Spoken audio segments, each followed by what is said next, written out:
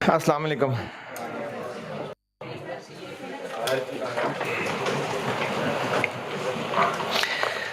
अच्छा, मैंने अब ऑफ़िशियली कोर्स स्टार्ट कर रहा हूँ और मैंने ग्रुप में आपसे ना शेयर करवाया था ग्रिड और उसका पेज भी दिया था कल-परसों। नहीं दिया था? FR2 में दिया था? कोर्स में नहीं दिया? अच्छा, ग्रुप में तो किया था कि ग्रुप में भी नहीं है?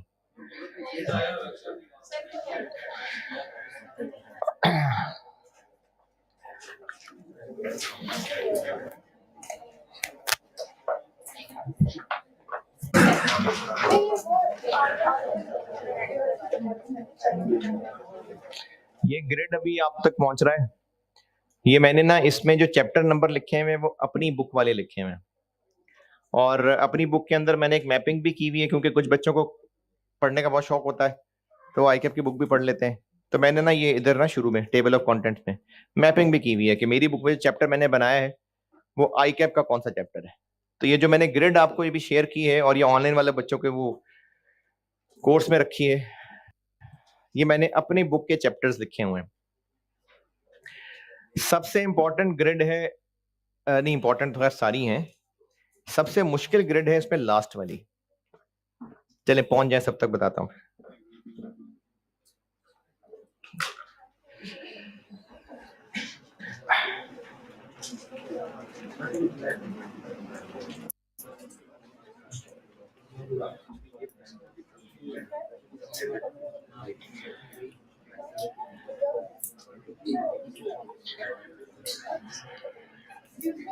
जी। पेज नहीं मिला? श्याम पेज देखो इधर नहीं मिलेगा।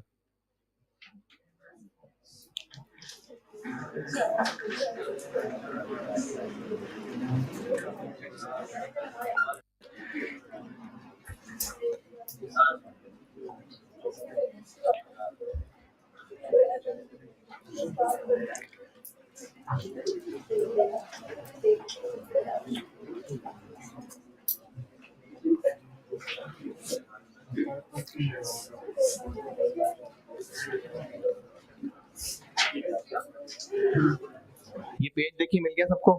ये ग्रिड बांटी है मैंने, ये आप ऑनलाइन वालों के कोर्स पे रखी हुई है मैंने।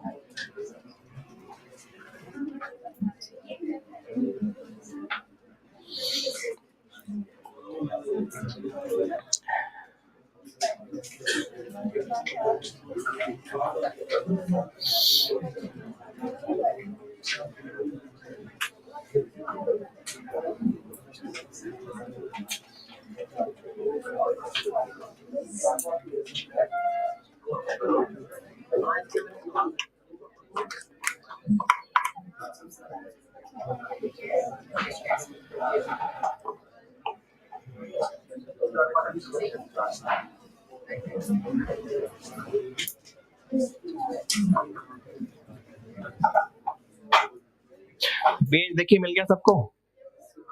हैं? ठीक है।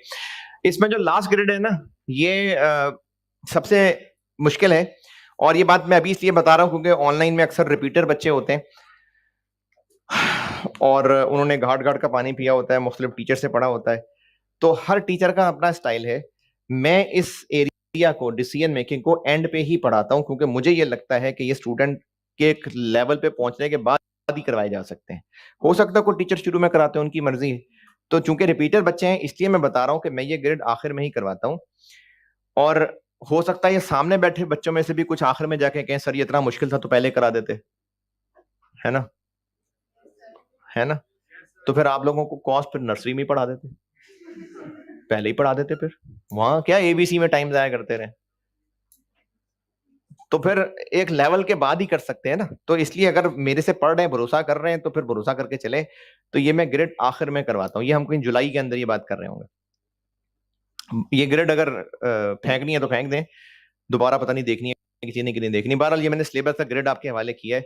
ग्रिड 1 में शुरू कर रहा हूं, ये सबसे हैवी ग्रिड है, 35 से 45 मार्क्स। ग्रिड 1 कर रहा हूं मैं स्टार्ट। तो कॉस्ट का पहला chapter, officially cost start, inventory valuation. Inventory valuation. Sir की आवाज आई है कहीं से? हाँ जी, हाँ जी।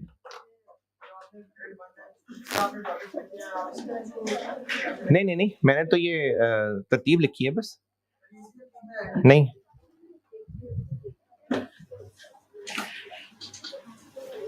अपनी तरतीब में आपसे ना 1-2 दिन में वो कोर्स प्लान भी शेयर कर लूंगा।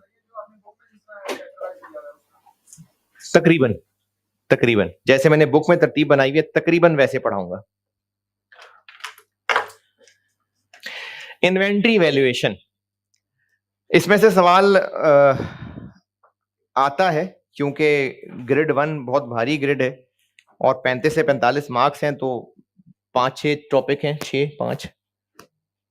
6 टॉपिक है ना, और एक जो है उसमें फालतू सा है, तो बाकी रह गए 5, और एक जो है वो दूसरे के साथ मर्ज हो सकता है, बाकी रह गए 4। एक को बिल्ली खा गई, बाकी रह गए 3। तो ये जो टॉपिक्स हैं 35 से 45 मार्क्स, तो ये सारे इंपॉर्टेंट हैं इस एतबार से। बड़ा क्वेश्चन भी आ सकता है, नहीं तो 7-8-10 नंबर का तो आ ही सकता है, तो इसलिए ये बहुत इंपॉर्टेंट टॉपिक है। Inventory valuation. इन्वेंट्री क्या होती है? स्टॉक। और स्टॉक क्या होता है? इन्वेंट्री। और इन्वेंट्री क्या होती है? स्टॉक। क्या होती है इन्वेंट्री? हाँ, जो चीजें, अच्छा बिजनेस ने क्या करना है, बिजनेस ने कमाना है प्रॉफिट, तो बिजनेस या तो सर्विसेज दे रहा होगा, तो सर्विसेज तो हम पढ़ नहीं रहे। यानी ऐसा नहीं कि सर्विसेज नहीं पढ़ रहे, कॉस्ट में को खास है नहीं सर्विस की चीज, तो बिजनेस गुड्स बेचता है। अच्छा, गुड्स जो बेचता है वो उसने अभी अपने पास अगर रखी हुई है यानी नहीं बिकी, तो वो स्टॉक है। तो इन्वेंट्री होती है वो गुड्स, या अगर मैन्युफैक्चरिंग बिजनेस है तो मटेरियल भी हो सकता है।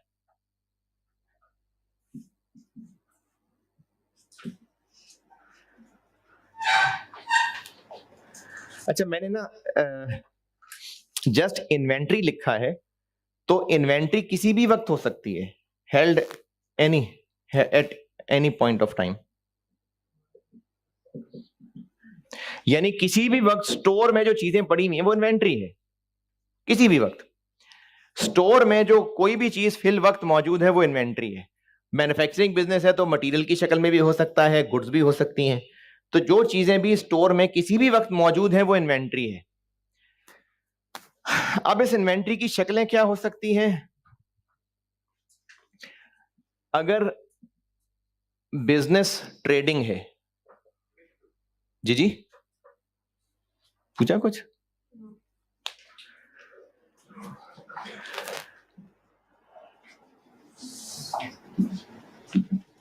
अगर बिजनेस ट्रेडिंग है तो ट्रेडिंग बिजनेस क्या करता है? गुड्स खरीदता है और बेचता है। तो ट्रेडिंग बिजनेस की जो इन्वेंट्री होगी वो बस गुड्स ही होंगी, क्योंकि वही हैं जो उसने खरीदी हुई हैं। जबकि मैन्युफैक्चरिंग बिजनेस की जो इन्वेंट्री होगी ये 3 शक्लों में हो सकती है। मैन्युफैक्चरिंग बिजनेस की इन्वेंट्री रॉ मटेरियल की शक्ल में हो सकती है, फिनिश गुड्स की शक्ल में हो सकती है। अच्छा, ये जो बिजनेस है मैन्युफैक्चरिंग बिजनेस, ये गुड्स बना के बेचता है। जैसे अगर ये बिजनेस गुड्स धागा बनाता है तो कॉटन खरीदता होगा, तो कॉटन हो गया इसका रॉ मटेरियल। अगर फैक्ट्री के अंदर कुछ कॉटन बेल्स पड़ी हुई हैं तो वो मटेरियल इन्वेंट्री है। धागा बन चुका हुआ है, धागे के रील्स पड़े हुए हैं, फिनिश गुड्स इन्वेंट्री है। लेकिन धागा बनने में, कॉटन से धागा बनने में कुछ 4-5 तरह की बड़ी बड़ी मशीनरीज इस्तेमाल होती हैं। और चाहे नहीं है कि 15 मिनट में बन जाए, हो सकता है कॉटन से धागा बनने में 4 दिन लगते हो। तो वो जो मशीनों के अंदर सामान मौजूद है ना वो कॉटन है ना पूरा धागा है, आधा अधूरा है, उसको कहते हैं वर्क इन प्रोसेस। तो मैन्युफैक्चरिंग बिजनेस की इन्वेंट्री रॉ मटेरियल की शक्ल में भी हो सकती है, वर्क इन प्रोसेस भी हो सकता है, फिनिश गुड्स भी हो सकती है, जबकि ट्रेडिंग बिजनेस की इन्वेंट्री बस गुड्स होती है।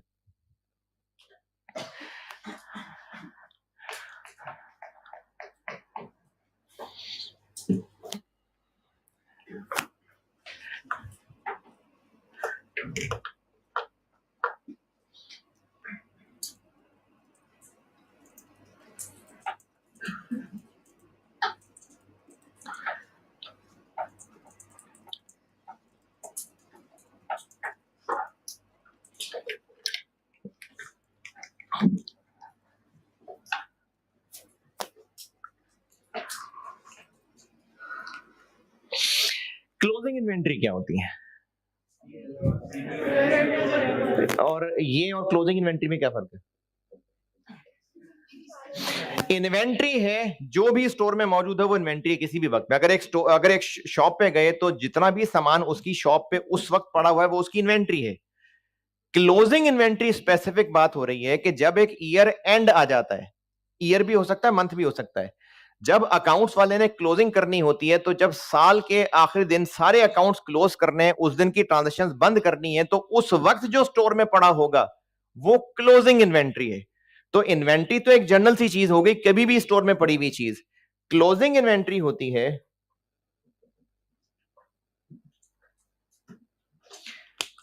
Inventory held at end of period.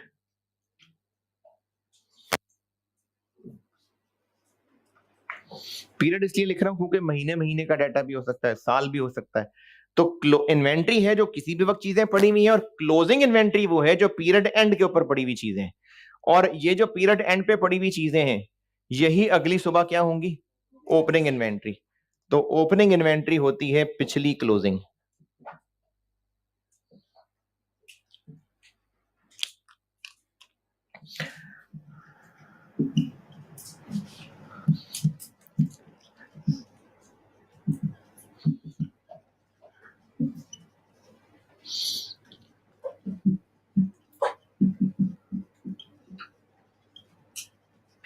जो पिछले पीरियड की क्लोजिंग इन्वेंट्री है वही इस पीरियड की ओपनिंग इन्वेंट्री। यानी ओपनिंग इन्वेंट्री कोई नई साइंस नहीं है।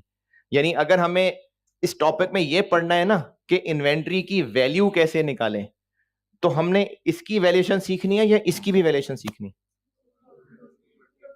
अगर कोई टेक्निक सीखनी है कि कैसे वैल्यू निकालें, कोई मेथड लगाने हैं, तो इसकी वैल्यूएशन या इसकी वैल्यूएशन? क्लोजिंग की, क्योंकि जो एक बार क्लोजिंग वैल्यू कैलकुलेट कर ली वही अगली ओपनिंग है।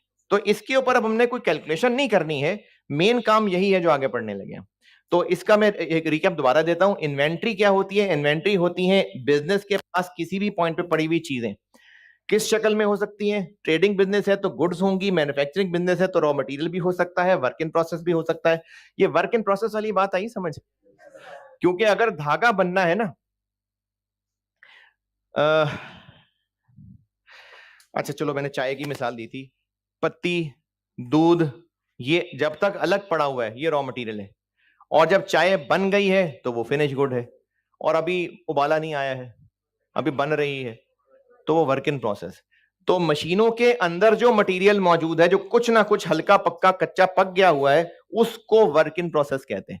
और जब मशीनों से बाहर आ जाएगा फाइनल प्रोडक्ट, उसको फिनिश गुड्स कहते हैं। तो मैन्युफैक्चरिंग बिजनेस में इन्वेंट्री किसी भी शक्ल में हो सकती है, ट्रेडिंग बिजनेस की इन्वेंट्री गुड्स की शक्ल में होती है।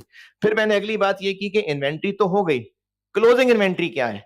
तो जब अकाउंटिंग पीरियड एंड होगा उस वक्त जो आखिर में इन्वेंट्री पड़ी हुई होगी उसको क्लोजिंग इन्वेंट्री कहते हैं, क्योंकि पीरियड क्लोज कर रहे होते हैं, अकाउंट्स क्लोज कर रहे होते हैं, और अगले ही लम्हे वो अगले पीरियड की ओपनिंग इन्वेंट्री बन जाती है। यहां तक कोई इख्तलाफ, परेशानी, तकलीफ? अच्छा, एक दो बेसिक बातें बता रहा हूं, अभी FR1 में जो लोग थे मैंने तब भी बताई थी। अगर आपको ये बातें बिल्कुल पक्की पता है तो बस जबानी काफी है, अगर नहीं और जरूरत लगे तो लिख लेना अपने अल्फाज में। दो बातें बता रहा हूं, फिर मैं उन दो बातों को इससे रिलेट करूंगा। एक बात ये कि खर्चा एसेट भी हो सकता है, एक्सपेंस भी हो सकता है। वो खर्चा जिसका बेनिफिट मिल चुका वो एक्सपेंस मान लिया जाता है, और जिसका अभी बेनिफिट मिलना है वो एसओएफपी में एसेट बन जाता है। ये बात दोबारा कर रहा हूं, अगर किसी को जरूरत लगे लिखने की, बिल्कुल बेसिक सी बात है, इसलिए मैं नहीं कह रहा आप लाजमी लिखें, अगर किसी ने लिखनी हो तो मैं रिपीट कर रहा हूं। खर्चा या तो एक्सपेंस होता है या एसेट होता है। वो खर्चा जिसका बेनिफिट मिल चुका वो इस पीरियड में एक्सपेंस बन जाएगा, और वो खर्चा जिसका बेनिफिट अभी मिलना है वो इस पीरियड की एसओएफपी में एसेट कहलाएगा। अगर लिखना है तो मैं रुक जाता हूं, लिख लें, नहीं तो आगे बढ़ते हैं।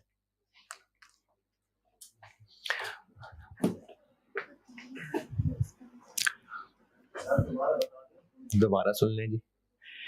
खर्चा यानी एक्सपेंडिचर, एक्सपेंस भी हो सकता है, एसेट भी हो सकता है।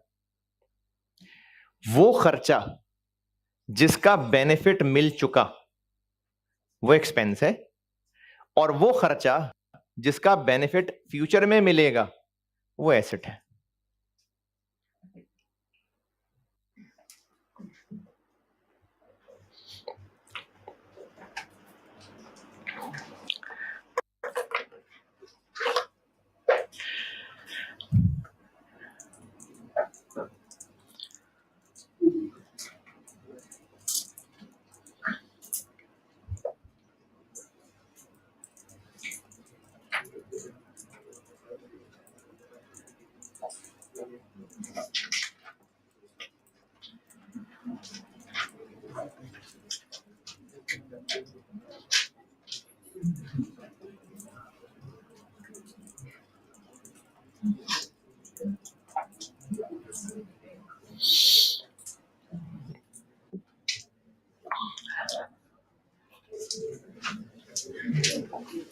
दूसरी बात, मैचिंग कॉन्सेप्ट ये होता है, मैचिंग कॉन्सेप्ट, कि खर्चे को उस पीरियड में एक्सपेंस कहना चाहिए जिस पीरियड में उससे बेनिफिट मिल जाए। इसको कहते हैं मैचिंग कॉन्सेप्ट। खर्चे को एक्सपेंस तब कहना चाहिए जिस पीरियड में उससे बेनिफिट मिल जाए।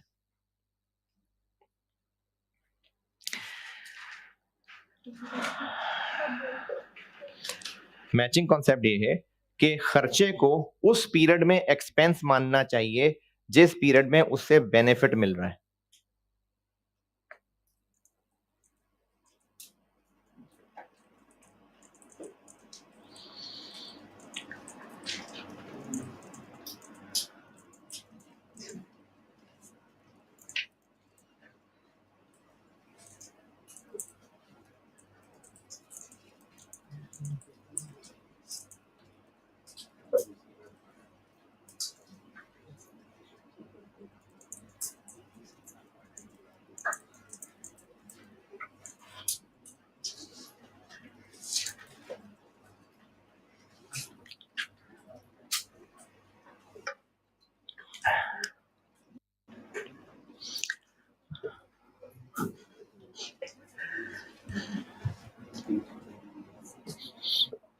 लिख लिया?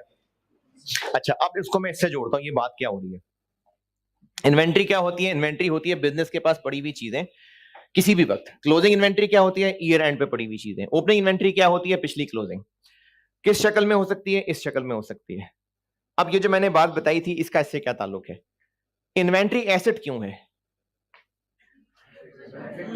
क्योंकि जब तक हमारे पास पड़ी हुई है तो मतलब इसका बेनिफिट नहीं लिया। बेनिफिट कब लेना था? जब बेचना था।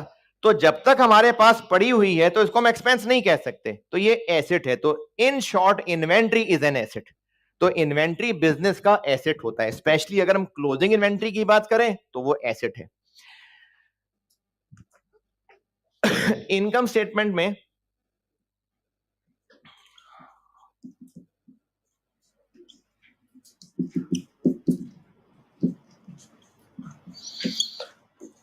अच्छा, मैं मिसाल दे रहा हूं ट्रेडिंग बिजनेस की। वैसे तो आपने शायद थोड़ा बहुत मैन्युफैक्चरिंग बिजनेस भी पढ़ा हो, लेकिन अभी मैं फिलहाल ट्रेडिंग बिजनेस की मिसाल दे रहा हूं।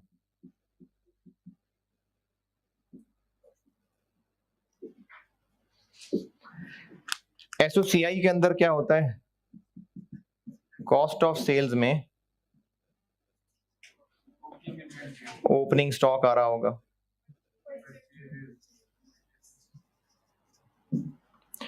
परचेजेस आ रही होंगी, क्लोजिंग स्टॉक आ रहा होगा। इसी तरह एसओएफपी में, करंट एसेट्स में क्या आ रहा होगा? कौन सी? Closing inventory. तो फाइनेंशियल स्टेटमेंट्स के अंदर इन्वेंट्री की फिगर्स इस्तेमाल होती हैं। तो अब हम इस चैप्टर में ये सीखने लगे हैं कि ये जो क्लोजिंग स्टॉक जिसको हम एसेट कहने लगे हैं, इसकी अमाउंट क्या होगी। ये है चैप्टर इन्वेंट्री वैल्यूएशन, कि ये जो क्लोजिंग स्टॉक एसेट में आने लगा है, इसकी अमाउंट क्या होगी, ये सीखने लगे हैं इस चैप्टर के अंदर। अमाउंट ऑफ, नहीं, वैल्यू ऑफ क्लोजिंग स्टॉक क्या होती है? वैल्यू ऑफ क्लोजिंग स्टॉक होती है amount of closing stock in SOFP. और ये क्या होती है? ये होती है it is the lower of cost, और यार आपको तो पहले ही आती है एनआरवी है, अरे वाह, नेट रियलाइजेबल वैल्यू, और उसको प्यार से कहा करेंगे एनआरवी। ये है जी इस चैप्टर का इंट्रोडक्शन। यहां से अब बात आगे बढ़ने लगी है, ये इन्वेंट्री वैल्यूएशन सीखने लगे हम। इस सारे डिस्कशन का एक समरी दोबारा, इन्वेंट्री होती है बिजनेस के पास जो किसी भी वक्त चीजें पड़ी हुई हैं। क्लोजिंग इन्वेंट्री क्या होती है? जो ईयर एंड पे पड़ी हुई है। ओपनिंग इन्वेंट्री क्या होती है? जो पिछले साल की क्लोजिंग थी।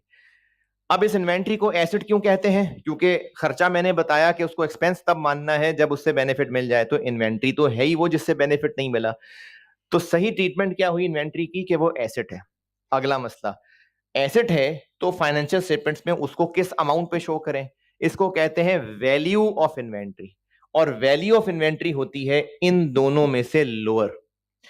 लोअर क्यों है ये अगली कुछ क्लासेस में समझाऊंगा इंशाल्लाह। बस इन दोनों में से लोअर। तो हमने ना इस चैप्टर के अंदर अब इस इन्वेंट्री की वैल्यू निकालनी सीखनी है। लेकिन एक छोटा सा सवाल,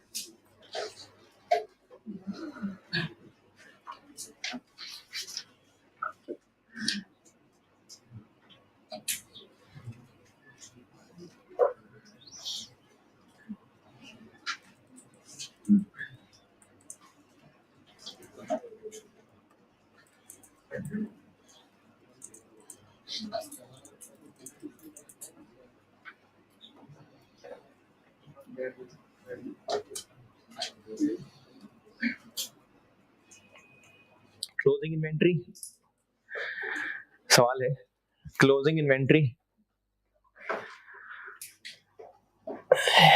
2200 यूनिट्स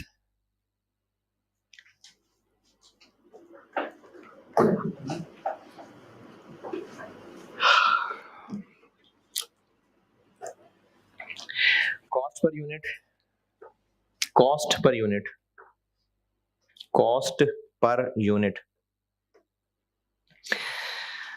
50 रुपए 50।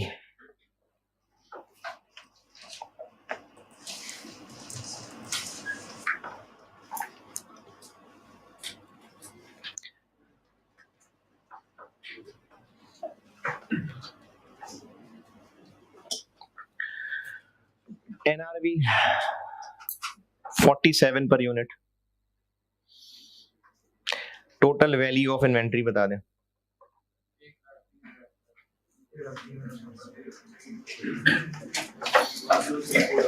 सही। Total value of closing inventory.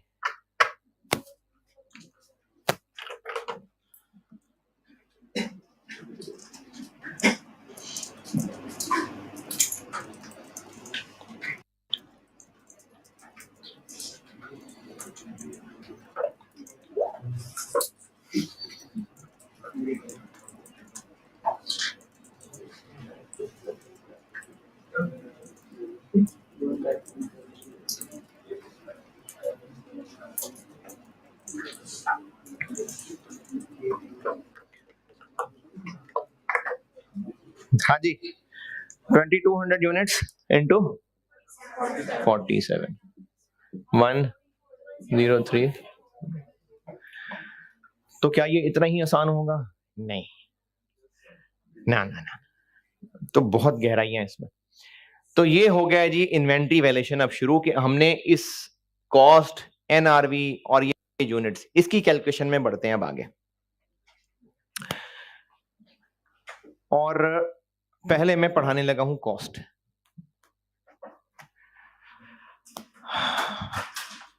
Inventory जो बिजनेस के पास किसी भी वक्त चीजें पड़ी हुई हैं, गुड्स हैं चाहे मटेरियल हैं। क्लोजिंग इन्वेंट्री जो साल के एंड पे पड़ी हुई है। ट्रेडिंग बिजनेस है तो उसके पास पड़ी हुई इन्वेंट्री गुड्स हैं। मैन्युफैक्चरिंग बिजनेस है तो पड़ी हुई इन्वेंट्री रॉ मटेरियल भी हो सकती है, वर्क इन प्रोसेस भी, फिनिश गुड्स भी। इन्वेंट्री एसेट होता है। क्यों? क्योंकि मैचिंग कॉन्सेप्ट ये है कि खर्चे को एक्सपेंस तब कहना चाहिए जब उससे बेनिफिट मिल जाए। तो इन्वेंट्री से तो अभी तक बेनिफिट ही नहीं मिला, इसलिए वो एसेट है। एसेट है तो एसओएफपी में आएगा, कॉस्ट ऑफ सेल निकालते हुए इस्तेमाल होगा। किस अमाउंट पे इस्तेमाल होगा? इस अमाउंट को कहते हैं वैल्यू, और वो वैल्यू होती है कॉस्ट और एनआरवी में से लोअर। अब इसको हम आगे पढ़ते हैं और मैं अब अगली बात करने लगा हूं कॉस्ट पे। अब जब तक मैं एनआरवी की हेडिंग नहीं देता तब तक हम कॉस्ट पढ़ रहे हैं। वैसे तो हम कॉस्ट ही पढ़ रहे हैं, लेकिन इस टॉपिक की अगर बात करूं तो हम कॉस्ट पढ़ रहे हैं। कॉस्ट क्या होती है? इन्वेंट्री हमारा एसेट है, ठीक है, इन्वेंट्री हमारा एसेट है। कॉस्ट क्या होती है? कॉस्ट की लिस्ट नहीं पूछ रहा, इन्वेंट्री की कॉस्ट क्या होगी? इन्वेंट्री क्या है? जो हमारे पास पड़ी हुई चीजें हैं, तो उनकी कॉस्ट क्या होगी? जो उन पे खर्चा आइंदा आएगा, जो उन पे खर्चा आया था यहां तक लाने के लिए। अब या तो वो खरीदी हुई चीजें हैं या बनाई हुई चीजें हैं, तो कॉस्ट ऑफ इन्वेंट्री होती है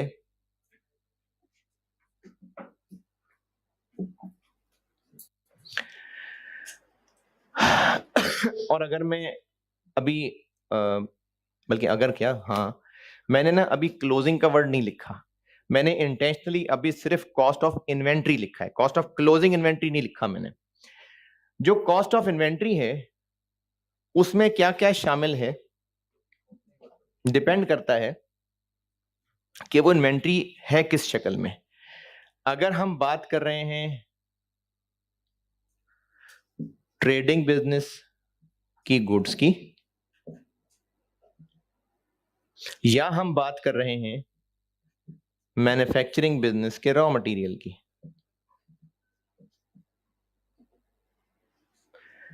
तो कॉस्ट ऑफ इन्वेंट्री क्या है?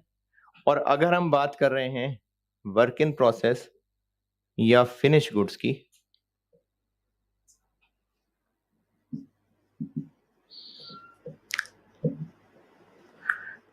तो कॉस्ट क्या है? कॉस्ट मैंने बताया है वो खर्चा जो होगा, है होगा नहीं, जो हुआ, जो पास, जो हो चुका है। इन्वेंट्री हमारे पास पड़ी हुई है तो इसको यहां लाने तक जो खर्चा हुआ है वो उसकी कॉस्ट है। अब ये किस किस शक्ल में हो सकता है? इन दोनों को मैंने इकट्ठे इसलिए लिखा कि इन दोनों में कॉमन बात यह है कि ये हमारे पास स्टोर में पड़ी हैं। आई कहां से हैं? खरीद के लाए हैं। ट्रेडिंग बिजनेस है, गुड्स खरीद के लाया है। मैन्युफैक्चरिंग बिजनेस है, रॉ मटेरियल खरीद के लाया है। तो इन दोनों को मैंने इकट्ठे कर दिया क्योंकि इनमें कॉमन बात यह है कि खरीदी गई हैं। तो इनको चूंकि बस खरीदा गया है तो इनकी कॉस्ट होगी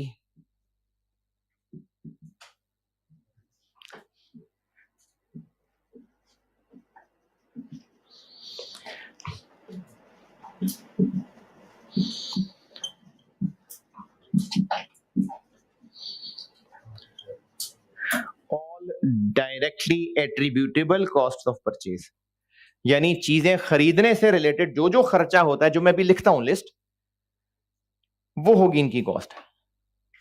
दोबारा हम कॉस्ट पढ़ रहे हैं कि इन्वेंट्री की कॉस्ट कैसे कैलकुलेट करें। तो मैंने दो शाखें बनाई। अगर इन्वेंट्री है ट्रेडिंग बिजनेस की गुड्स या मैन्युफैक्चरिंग के रॉ मटेरियल, तो इनकी कॉस्ट क्या होगी। कॉस्ट का कॉन्सेप्ट क्या है, जो इन्वेंट्री हमारे पास पड़ी है इस पे कितना खर्चा आ चुका है, आया था, हो चुका है। तो इन दोनों को मैंने इकट्ठे इसलिए किया क्योंकि इनमें कॉमन बात यह है कि इनको खरीदा गया है। तो इनकी कॉस्ट में वो सारे खर्चे शामिल हैं जो खरीदने के खर्चे होते हैं। क्या क्या होते हैं उनकी लिस्ट बनाता हूं भी। वर्क इन प्रोसेस या फिनिश गुड्स, इनमें अब तक क्या क्या खर्चा आ चुका हुआ है। फिनिश गुड्स कह लेते हैं चले, इनमें क्या क्या खर्चा आ चुका है। सबसे पहले तो मटेरियल कंज्यूम हुआ है, तो इनकी कॉस्ट होती है comprises of direct material consumed. ये क्या बात कर दी मैंने, डायरेक्ट मटेरियल कंज्यूम्ड, जो मटेरियल इसके लिए इस्तेमाल हुआ है वो खर्चा आया। अच्छा, वो खर्चा कहां से हुआ, वो मटेरियल भी तो कॉस्ट ही किया था ना, वो यही तो है। वो मटेरियल जब खरीदा था तो वो मटेरियल कॉस्ट किया हुआ था। अब वो मटेरियल अगर मशीन में डल गया तो वो हमारा खर्चा फिनिश गुड्स को बनाने के लिए, एक तो मटेरियल लगा, फिर इस पे मजीद कितना खर्चा आया हुआ है, इस पे लेबर भी लग गई हुई है, और इस पे एफओएच भी लग गया हुआ है। तो मैन्युफैक्चरिंग बिजनेस है अगर, तो उसकी इन्वेंट्री में ये तीन कंपोनेंट्स हैं। और मैंने पहले बताया था, अभी दोबारा लिख देता हूं, इन दोनों को मिला के कहते हैं कन्वर्जन कॉस्ट। तो कॉस्ट ऑफ इन्वेंट्री होती है इन्वेंट्री पे आ चुका खर्चा। अब अगर वो इन्वेंट्री इस शक्ल में है तो उसकी कॉस्ट क्या होगी, जो उसके खरीद के लाने तक के खर्चे थे। और अगर इन्वेंट्री इस शक्ल में है तो उसकी कॉस्ट में ये तीनों कंपोनेंट्स होंगे, मटेरियल भी, लेबर भी और एफओएच भी।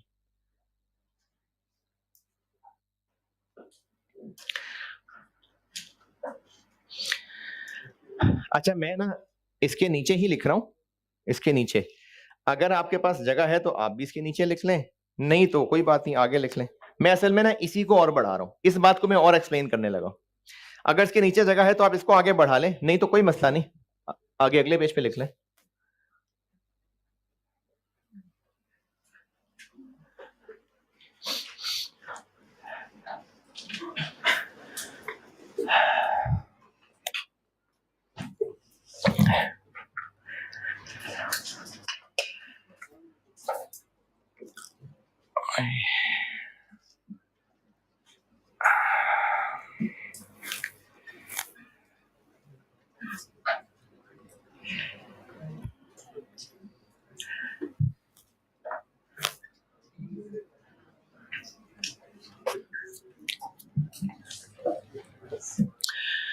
यहां से आगे बढ़ रहा हूं मैं। अगर ट्रेडिंग बिजनेस की गुड्स हैं या मैन्युफैक्चरिंग बिजनेस का रॉ मटेरियल है तो उसकी कॉस्ट यानी उस पे आ चुका खर्चा वो ये है। और अगर इसकी कोई लिस्ट बना लें फायदा होगा, तो इसको मैं कह लेता हूं कंपोनेंट्स ऑफ कॉस्ट। इसी से मैं आगे चल रहा हूं, जिनके पास जगह नहीं है वो अगले पेज पे लिखें, तो फिर ये लिखें कि मैं इसके आगे चल रहा हूं। Components of cost. अच्छा, इस बात को ना हल्का ना लें, मैं कह रहा हूं कि इसी के नीचे चल रहा हूं, क्योंकि अगर आपने अगले पेज पे कंपोनेंट्स ऑफ कॉस्ट लिख लिया तो ये मैं उसकी बात नहीं कर रहा हूं, मैं इसकी बात कर रहा हूं। ये जो परचेज की कॉस्ट पड़ रही है, मैंने उसमें कहा है क्या क्या शामिल है, क्योंकि मैंने यहां बात की थी ना ऑल डायरेक्टली एट्रीब्यूटेबल कॉस्ट, तो अब ये है कौन सी, उनकी एक लिस्ट बना के दे रहा हूं। और ये लिस्ट ऐसा नहीं है कि परफेक्ट मैंने सारी चीजें डाल दी, इसमें 5-6 मिसालें डालूंगा उसके बाद फिर एक कीमती पॉइंट लिख दूंगा। तो इसमें शामिल है क्या क्या, इसके लिए इमेजिन करते हैं कि गुड्स खरीद रहे हैं और चलो दूसरे मुल्क से खरीद लेते हैं। तो खरीदेंगे तो क्या क्या खर्चा होगा, परचेज प्राइस देनी पड़ेगी। अच्छा, परचेज प्राइस देनी पड़ेगी, और अगर वो परचेज प्राइस में से डिस्काउंट अभी माइनस करना हुआ तो वो माइनस करेंगे।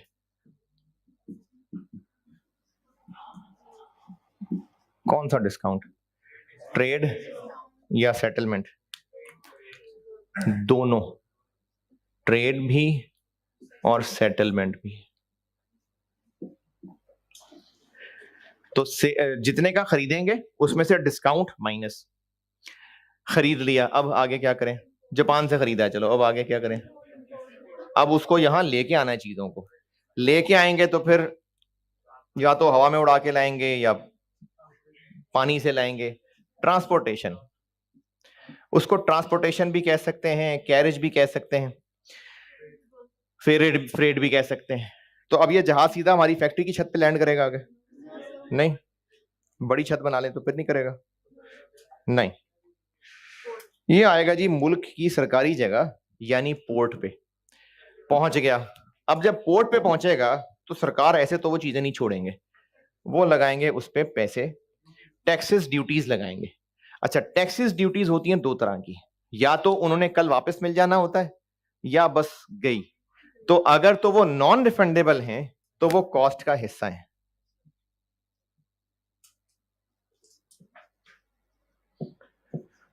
नॉन रिफंडेबल टैक्सेस ड्यूटीज दे दिए जी, गवर्नमेंट को पैसे दे दिए।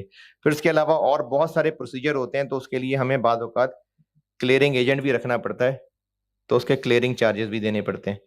अच्छा, इंपोर्ट की थी तो वो ना पार्टी मान नहीं रही थी, वो कहते तुम चीजें ले लोगे पैसे नहीं दोगे हमें। तो उसको यकीन कराने के लिए हमने बैंक से एक चिट्ठी लिखवाई। तो बैंक ने जो उसको लेटर लिखा उसको कहते हैं लेटर ऑफ क्रेडिट। तो बैंक हमारा सगा तो है नहीं, वो मुफ्त में तो लेटर लिखेगा नहीं, उसके वो पैसे लेगा, तो एलसी चार्जेस। फिर रास्ते में कोई मछलियां ना खा जाए, कोई जहाज इधर उधर ना हो जाए, तो उसके लिए रास्ते की कराई इंश्योरेंस, ट्रांजिट इंश्योरेंस करा ली।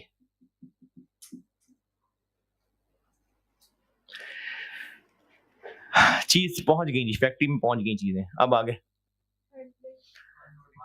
वो लोडिंग अनलोडिंग कर ले, हैंडलिंग कह लें, चले हैंडलिंग कॉस्ट हो गई, और इंस्टॉल कर लें इसको, है ना, इंस्टॉल कर लेना, है ना। चीजें मंगवाई हैं बेचने के लिए, इंस्टॉल कर लेना, सब दीवारों पे चिपका लें तो इंस्टॉल कर लें? नहीं। अच्छा, ये तो है मिसालें, इनको कवर करते हुए ये ना भी लिखते फिर भी एक कीमती तरीन जुमला, all other directly attributable costs incurred in bringing the asset to its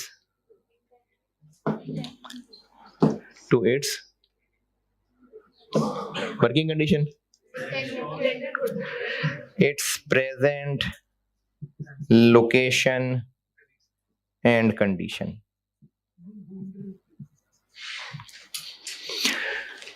ये वैसे कीमती तरीन जुमला है कि खरीदने से लेके स्टोर में लाने तक। अच्छा, स्टोर में लाने पे फुल स्टॉप लग गया। अब अगर स्टोर में लाके रखा हुआ है और 3 महीने तक स्टोर में पड़ा हुआ है तो मजीद खर्चा नहीं परचेज में ऐड होगा।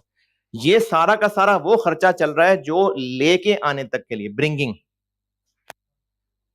स्टोर में चीजें पहुंच गई, बस इसको फुल स्टॉप लग गया, तो वो सारे खर्चे जो खरीदने से लेके स्टोर में लाने तक इस पे इनकर हुए वो इसकी कॉस्ट का हिस्सा बन गए। कुछ और खर्चे भी हैं जिसपे लगता है कि कॉस्ट का हिस्सा बनेंगे, लेकिन वो कॉस्ट का हिस्सा नहीं बनते।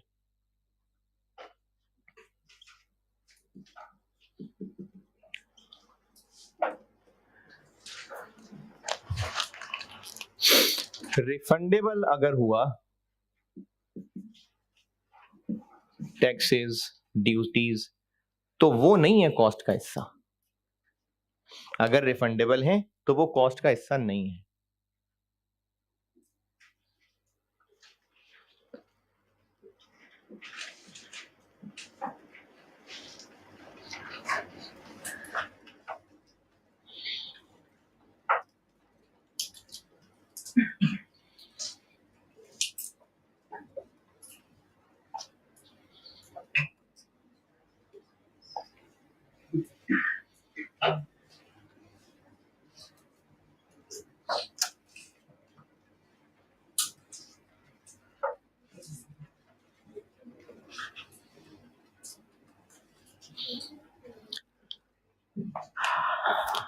स्टोरेज कॉस्ट,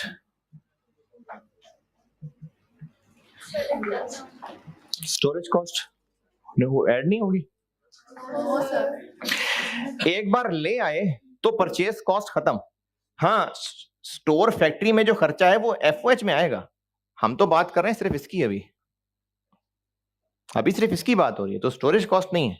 इसी तरह से कुछ खर्चे होते हैं जो चलें ठीक है, सेलिंग कॉस्ट भी ले लेते हैं, जो होने चाहिए नहीं थे हो गए।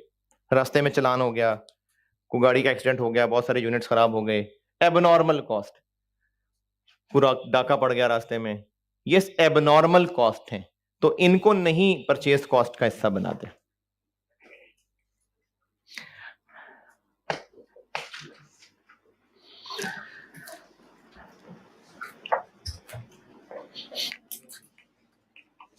तो परचेज कॉस्ट के अंदर ये सब चीजें शामिल हैं। अगर वो ट्रेडिंग बिजनेस थी तो बस गुड्स की इन्वेंट्री की ये कॉस्ट हो गई, और अगर मैन्युफैक्चरिंग बिजनेस है तो मटेरियल की इन्वेंट्री की ये कॉस्ट हो गई। यानी इसका आंसर फर्ज करें आ गया 180 रुपए किलो, यानी इन सबको ऐड किया तो 180 रुपए किलो आ गया इसका रेट। अब जब ये मटेरियल फिनिश गुड्स में कन्वर्ट होगा तो फिनिश गुड्स की कॉस्ट शुरू ही उस 180 से होगी।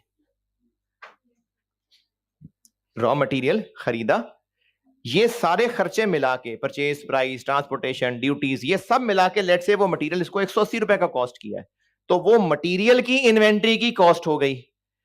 अब जब उसी मटेरियल से फिनिश गुड्स बनेंगी तो फिनिश गुड्स की कॉस्ट कैलकुलेट करते हुए वो 180 भी आएगा ये।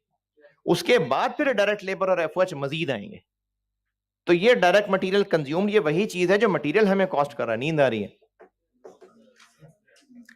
है ना? चलिए फिर सवाल, पेज नंबर 5 पे आए।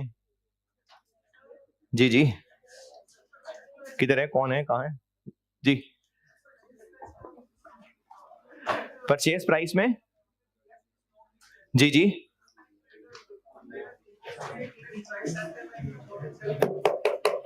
दोबारा बोलिए। परचेज प्राइस में से डिस्काउंट लेस किया मैं, हाँ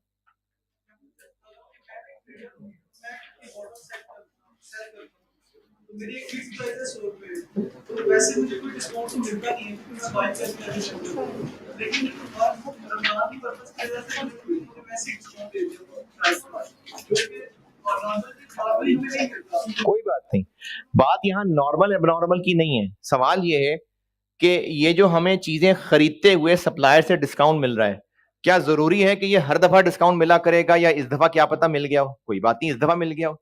जो भी हमें इनको खरीदते हुए असल में परचेज प्राइस देनी पड़ी माइनस जो असल में डिस्काउंट मिला, अब चाहे वो रमजान का मिल गया, चाहे उसने तरस खा के डिस्काउंट दे दिया, हमें मिल गया ना डिस्काउंट, तो जब मिल गया तो डिस्काउंट लेस हो जाएगा। ये जरूरी नहीं है कि नॉर्मली डिस्काउंट नहीं मिलता था, इस दफा स्पेशल डिस्काउंट मिल गया तो मिल गया तो मिल गया, तो जो भी डिस्काउंट मिला वो लेस होगा। नहीं, कुछ और पूछ रहे थे आप? अच्छा, वो बाकी 50% क्या है?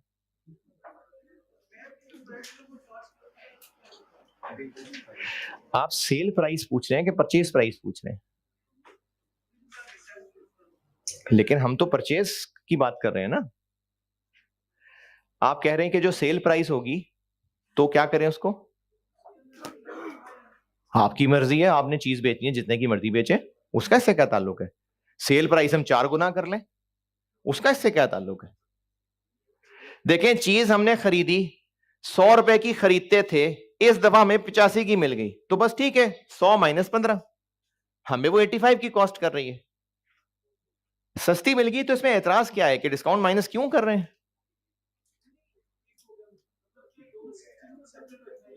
हाँ, परचेज अलग चीज है, सेल अलग चीज है। हम सेल करते हुए कीमत और बढ़ा लें, हमें इस दफा सस्ती मिली, हम और महंगी बेच दें, हमारी मर्जी। तो अभी तो हम परचेज वाला एंगल ले लें। पेज नंबर आए 5 पे और इलस्ट्रेशन 1 आप कर दें अभी सॉल्व। पेज 5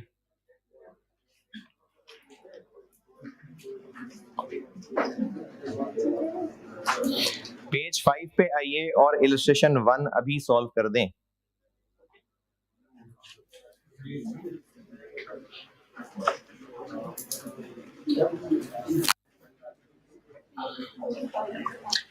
पेज 5 इलस्ट्रेशन 1 अभी सॉल्व कर दीजिए। और जिसको लिखते हुए मौत पड़ती हो वो कैलकुलेटर पे कर दे। वैसे लिख के करना चाहिए यार, पीआरसी थोड़ी है। और कर लेने के बाद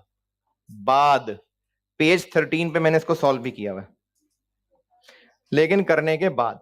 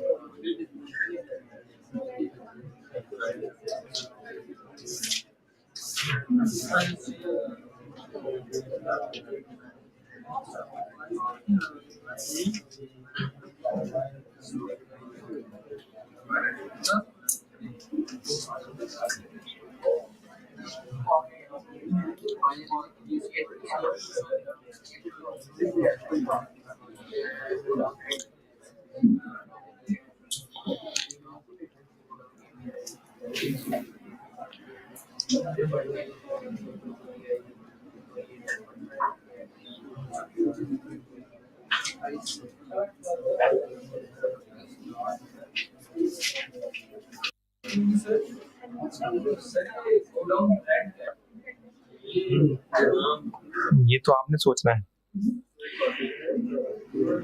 गो डाउन कहते हैं स्टोर को, ये भी आपने सोचना है।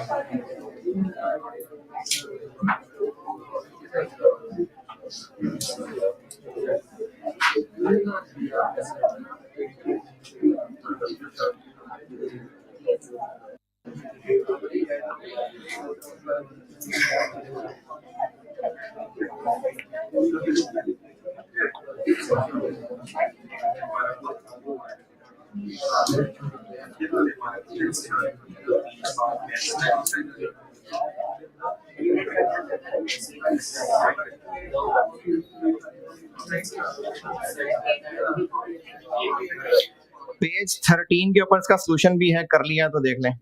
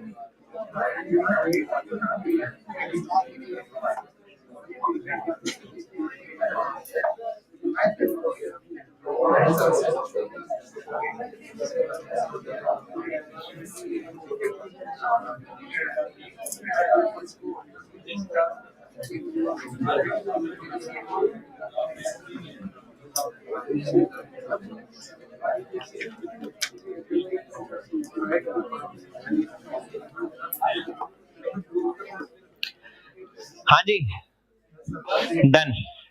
अच्छा, इसमें जो लास्ट वाली दो लाइनें हैं वो स्टोर में आ जाने के बाद की चीजें हैं।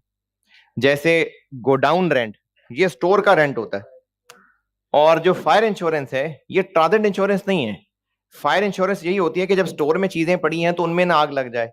तो ये आखिरी दोनों चीजें इसलिए शामिल नहीं की कि स्टोर में आने के बाद की चीजें, और ऊपर वालों में से वो ट्रांजिट इंश्योरेंस होती है। मतलब फायर इंश्योरेंस ऐसे उसको कहते नहीं, उसको ट्रांजिट इंश्योरेंस कहते हैं। तो और उसके अलावा वो जो रिफंडेबल सेल्स टैक्स है वो रिफंडेबल है, इसलिए ऐड नहीं होगा। बाकी इसको 30,000 से डिवाइड करना और फिर 2800 से मल्टीप्लाई करना, इस पे कोई एतराज? सारे, किसी को कोई एतराज नहीं? जी है, डिवाइड क्यों किया? ये सारे के सारे 30,000 यूनिट्स खरीदने के खर्चे हैं। क्लोजिंग स्टॉक में कितने बच गए? नहीं, तो 30,000 की जो टोटल कॉस्ट है ये सारी 2800 यूनिट्स की कॉस्ट है। नहीं, उसके लिए हमें पर यूनिट की देखनी पड़ेगी ना। तो इसको 30,000 से डिवाइड करेंगे तो 1 यूनिट की निकल आएगी, और 2800 से मल्टीप्लाई करेंगे तो टोटल बन जाएगा। और इसमें कोई एतराज, परेशानी? जी,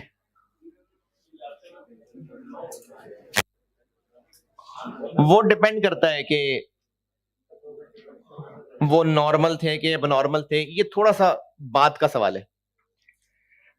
अगर रास्ते में जाया हो गए ना, तो ये मैं आके जब आपको अकाउंटिंग बताऊंगा ना इसकी, तब देखते हैं इसको। इसकी अकाउंटिंग एंट्रीज भी करनी है हमने, वो तब देखते हैं कि नॉर्मल था कि एबनॉर्मल था। अभी मैंने इसलिए नॉर्मल एबनॉर्मल लॉस की कोई बात नहीं की। अच्छा, अभी जो इस वक्त बात की ना मैंने, ये सारी लिस्ट और ये सवाल भी जो किया, मैंने यहां इंटेंशनली हेडिंग दी थी कॉस्ट ऑफ इन्वेंट्री। यानी जो इन्वेंट्री हमारे पास किसी भी वक्त पड़ी हुई है उसकी अगर कॉस्ट जाननी है तो ये कॉस्ट निकालने का तरीका है। अब मैं बता रहा हूं कॉस्ट ऑफ क्लोजिंग इन्वेंट्री। ये अब थोड़ी सी गहराई में चली गई बात। ये जो भी सवाल किया, पता नहीं किया कि नहीं किया, किया है। इसमें जो पहले पैराग्राफ में लिखा हुआ है कि पहला साल था और ये जो 30,000 यूनिट्स मंगवाए ये साल में एक ही दफा मंगवाए, इकट्ठे ही मंगवाए, और जो साल के एंड पे 2800 बचे हुए हैं वो इन्हीं में से बचे हुए हैं। इसकी क्या सिग्निफिकेंस है? यानी ये ना होता तो क्या मसला होता? जब पूरे साल में ये 30,000 इकट्ठे खरीदे, यानी एक ही ट्रांजैक्शन में खरीदे और पूरे साल में और कुछ खरीदा ही नहीं, तो जो 2800 बचे हुए हैं वो इन्हीं में से हैं। वरना क्या होता?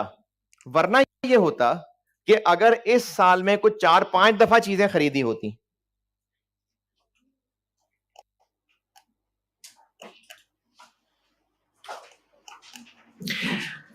अगर ये 30,000 एक वक्त में ना खरीदा होता, किसी महीने में 10 खरीदे होते, फिर उसके बाद 12-15,000 खरीदे होते, फिर 6,000 खरीदे होते, अगर इस तरह करके खरीदे होते तो हर दफा कॉस्ट सेम आनी थी। नहीं, डॉलर चेंज हो रहा है, महंगाई हो रही है। अगर तो ये चीजें देखने में एक जैसी हैं, इसको प्रैक्टिकल मिसाल अपने लेवल की देखते हैं। किसी स्टोर में एक, चलो साबुन लेने गए, तो नहाते नहीं नहाते, लेकिन चलो मिसाल दे में क्या है, सोप लेने गए। अब उस शॉप के पास शेल्फ के अंदर कोई 15 सोप पड़े हुए हैं। वो 15 के 15 उसने एक ही साथ एक ही वक्त में खरीदे थे? नहीं, वो तो रोज खरीद रहा है, हर हफ्ते खरीद रहा है, हर महीने खरीद रहा है। और वो जब खरीद के ला रहा है तो कभी पेट्रोल के रेट चेंज होने की वजह से ट्रांसपोर्टेशन कुछ और पड़ रही है, कभी कुछ और पड़ रही है, लेकिन वो सारे पैकेट देखने में एक जैसे हैं। ये नहीं पता कि इनमें से कौन से ऐसे हैं जो पिछले महीने खरीदे थे, कौन से ऐसे हैं जो 2 महीने पहले खरीदे थे। क्यों नहीं पता चल रहा? क्योंकि सेम एक जैसे हैं। तो फिर उन पड़े हुए की कॉस्ट कौन सी वाली होगी, जो पिछले महीने खरीदे थे, या जो 2 महीने पहले खरीदे थे, या जो 6 महीने पहले खरीदे थे? ये पता नहीं लग सकता। ये प्रॉब्लम है। तो क्लोजिंग इन्वेंट्री की कॉस्ट निकालने के लिए प्रॉब्लम ये है कि इफ, बल्कि in case of similar items,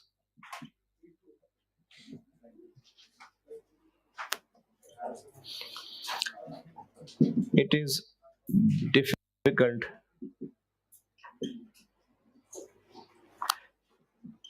to identify the cost of items held in closing inventory because of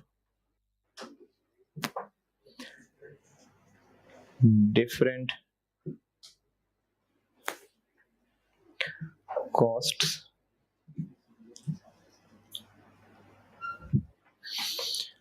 of multiple purchases या productions during the period। कहना मैं ये चाह रहा हूं कि अगर सब एक जैसी चीजें हैं तो मसला ये है कि जो साल के एंड पे पड़ी हुई चीजें रह गई वो कौन सी वाली हैं? वो हैं जो पिछले महीने खरीदी थी, वो हैं जो 4 महीने पहले खरीदी थी, कौन सी वाली हैं? क्योंकि हर दफा खरीदते हुए रेट थोड़ा डिफरेंट हो सकता है, तो उनके लिए कौन सा रेट लगाएं, ये मसला है। अब मसला है तो फिर कोई हल भी होना चाहिए। तो इस मसले के हैं बुजुर्गों के बनाए हुए 2 हल। एक हल कहलाता है FIFO मेथड और एक हल कहलाता है FCO मेथड, और ये आपको आते हैं तो बात खत्म। ये पढ़ा हुआ है ना, आता है आपको? अरे आता है, हैं? नहीं, लाइफ और शेफ नहीं। तो इसकी मैं कल आपको फिर इंशाल्लाह प्रैक्टिस कराता हूँ। सादा सवाल, फिर उसमें रिटर्न्स डाल के, फिर मैन्युफैक्चरिंग बिजनेस, इनकी मुख्तलिफ वैरायटियां करते हैं। चलें जी, यहां से इंशाल्लाह कल आगे बढ़ते हैं।